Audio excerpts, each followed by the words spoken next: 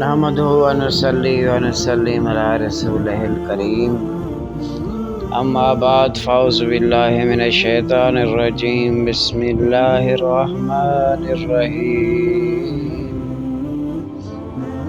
معزز سامعین کرام، جیسا کہ ہم جانتے ہیں کہ ہمارا موضوع چل رہا ہے سورۃ البقرہ کے مضامین کے حوالے سے، آج اس کا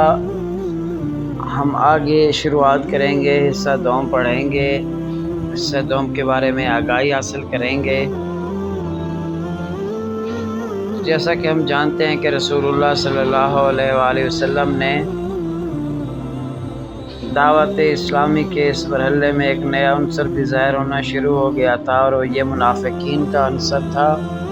اگرچہ نفاق کے ابتدائی آثار مکہ کے آخری زمانے میں نمایاں ہونے لگے تھے، مگر وہاں صرف اس قسم کے منافق پائے جاتے تھے جو اسلام کے برحق ہونے کے تو معترف تھے اور ایمان کا اقرار بھی کرتے تھے، لیکن اس کے لیے تیار نہ تھے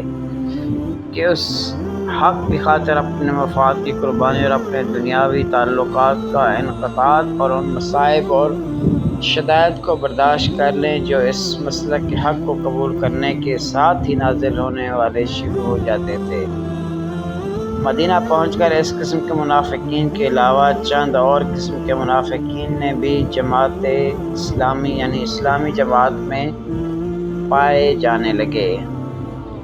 ایک قسم کے منافق وہ تھے جو قطعاً اسلام کے منکر تھے اور محض فتنہ برپا کرنے کے لیے جماعت مسلمین میں داخل ہو جاتے تھے۔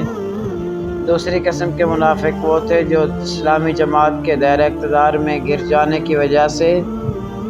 اپنے مفاد اسی میں دیکھتے کہ ایک طرف مسلمانوں میں اپنا شمار کریں اور دوسری طرف مخالفین اسلام سے بھی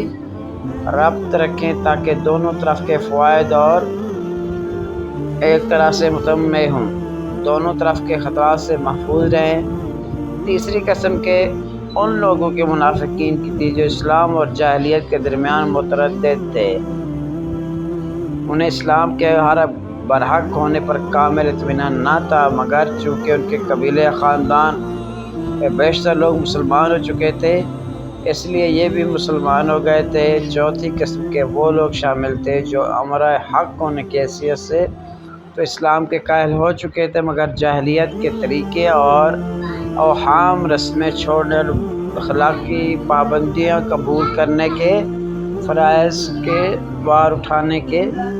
نفس کا ان کو انکار کرتا تھا۔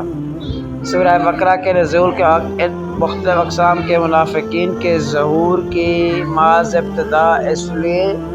اللہ تعالیٰ نے ان کی طرف سے صرف اجمالی اشارات فرمائے، بعد میں جتنی ان کی صفات و حرکات نمایاں ہوتی گئیں اسی قدر تفصیل کے ساتھ بعد کی صورتوں میں ان کے منافقین کے متعلق کی نوعیت کی الگ الگ سی ہدایات بھیجی گئی۔ اسی طرح اس صورت کے اندر حروف مقطعات بھی پائے جاتے ہیں۔ جس زمانے میں قرآن نازل ہوا اس دور کے اسالیب بیان میں اس طرح کے حروف مقطعات کا استعمال عام طور پر معروف تھا۔ خطیب اور شعراء دونوں اس اسلوب سے کام لیتے تھے، چنانچہ اب بھی کلام جاہلیت کے جو نمونے محفوظ ہیں ان میں اس قسم کی ہمیں مثالیں ملتی ہیں۔ تو اسی طرح یہ تھا سورہ بقرہ کا حصہ دوم۔ تو اللہ سے دعا ہے جو کچھ سنا سنایا ہمیں اس پر عمل کرنے کی توفیق عطا فرمائے، اور ہمیں اللہ اور اس کے رسول کے احکامات کی پاسداری کرنے کی طاقت اور توفیق عطا فرمائے۔ وما علینا الا